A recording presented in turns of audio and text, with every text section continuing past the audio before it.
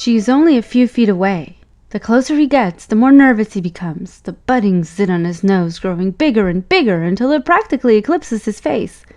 She looks at him hovering nearby, sees the massive zit and giggles. He slumps away, feeling sick. Stress can sure make a mess, and it happens to both teens and adults. But how does it happen? Let's rewind to before the zit, to before Justin even sees his crush. Already late for school, Justin got to class just in time to hear the teacher say, "Pop quiz!" He hadn't done his homework the night before and felt more unprepared than the ambushed World War II soldiers he was supposed to write about.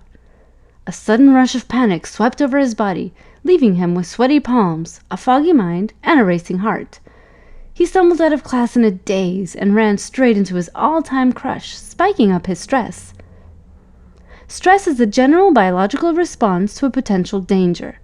In primitive caveman terms, stress can make you fight for your life or run for your life if, for example, you're confronted by a hungry saber-toothed tiger.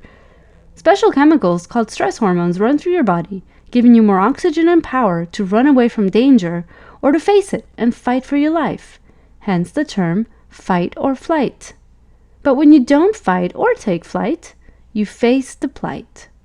When we're taking final exams, sitting in traffic, or pondering pollution, we internalize stress. It all begins in the brain. The hypothalamus, the master controller of your hormones, releases something called corticotropin-releasing hormone. This triggers the pituitary gland, a pea-sized gland found at the base of the brain, to release adrenocorticotropic hormone, which then stimulates the adrenal gland sitting atop the kidneys to release cortisol, the major stress hormone. These natural chemicals are a great help when you need to run away quickly or do superhuman feats of courage. But when you're simply sitting, these stress hormones collect in the body and affect your overall health. Stress hormones increase inflammation in the body, suppress the immune system, which makes you more susceptible to infection by acne-causing bacteria, and can even increase oil production in the skin. And this is the perfect storm for forming a pimple. Cortisol is a major stress hormone involved in making skin cells churn out oily lipids from special glands called sebaceous glands.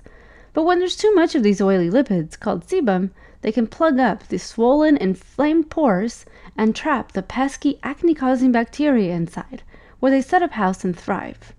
Add a dash of inflammatory neuropeptides released by the nervous system when you're, nervous, and angry zits follow. To make matters worse, Justin is a boy, meaning he's got more testosterone than girls. Testosterone is another hormone that increases oil production in the skin. So his already oily skin, together with a boost in oil and inflammation from stress, is the perfect environment for bacteria to swell up into a major zit. So what could have Justin done to avoid the big pimple? Stressful situations are unavoidable, but we can try to change our responses so that we're not so stressed in the end. And had he been confident in approaching her, she might not have noticed the pimple. Or he might not have had one.